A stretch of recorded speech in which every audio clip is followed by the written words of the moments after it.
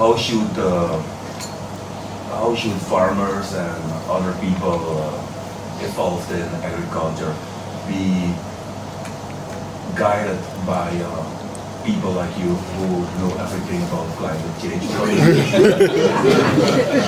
What are the two mechanisms that they should be aware of? Somebody put you up to that. Greg. That sounds like a Gregory's question. Gregarian. Yeah, Gregarian. Yeah. But, no, I think just the basic premise of your question is off. I mean, there's nothing that any one person, as gifted, as talented as they might be, like I am, could do the criticism. No, but seriously. No.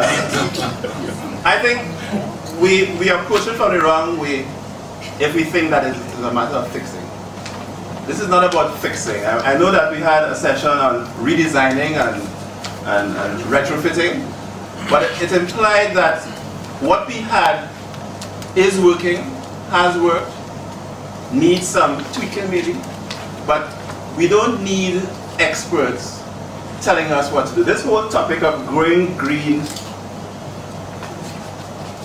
and clean is just about tradition. All of these systems that we are harping on now and putting fancy names to, integrated pest management was always integrated pest management. My grandparents used the same thing when it meant going out in the evening with a torchlight, soaking some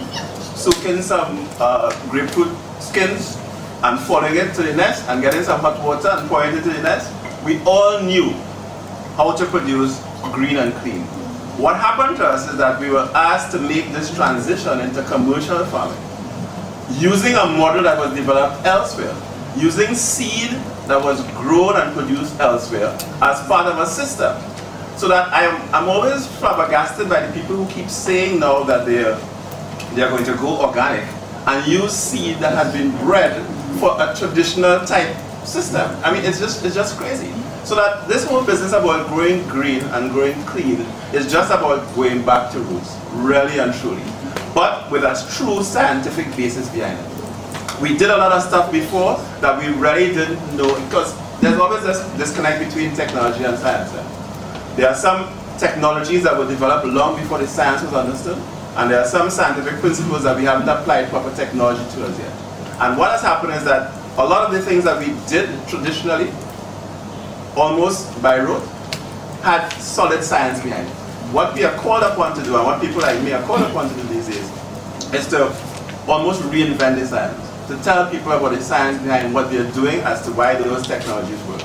But coming back to the original premise, I want to take issue with what my little young colleague said earlier this morning about the predictability of the climate.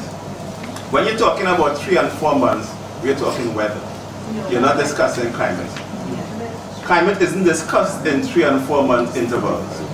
People don't ask you what's the climate like in St Lucia. They ask what's the weather like.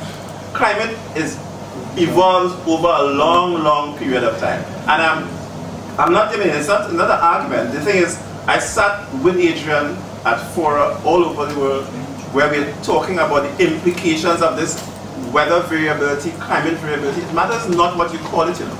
I don't care if we are going through a 1,000-year cycle. The fact is, we are in the 1,000th year. It matters not whether it's going to take another 1,000 years for us to have such a skewed weather pattern again. We are living it now. Those of us in small island states cannot sit by and say this is going to pass. It's not going to pass. There are significant changes, measurable, identified changes, and I don't care whether you label it climate change, weather variability is happening now. So do we agree, Ms. Holder, that it's happening now, that there are changes taking place now? Right, good. So that's all I'm interested in. I'm not interested in the name, you see? So whether we feel it's climate change or climate variability, the rest of the world, though, is marching headlong on the premise that what we have here is something significant. So that the new quality standard in agriculture today is not price. There was a time when you produce a food item, people came, they looked, the cheapest one, they went for that. Then there was a food safety era, where people started thinking, oh, well, no, this isn't food safety at all.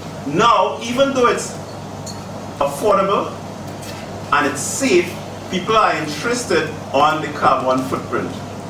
And that is the new quality dynamic. And that is why we have to be so concerned about going green and being concerned about climate change and the kinds of technologies that will allow us to exploit that. And I say exploit rather than explore because we have to exploit it.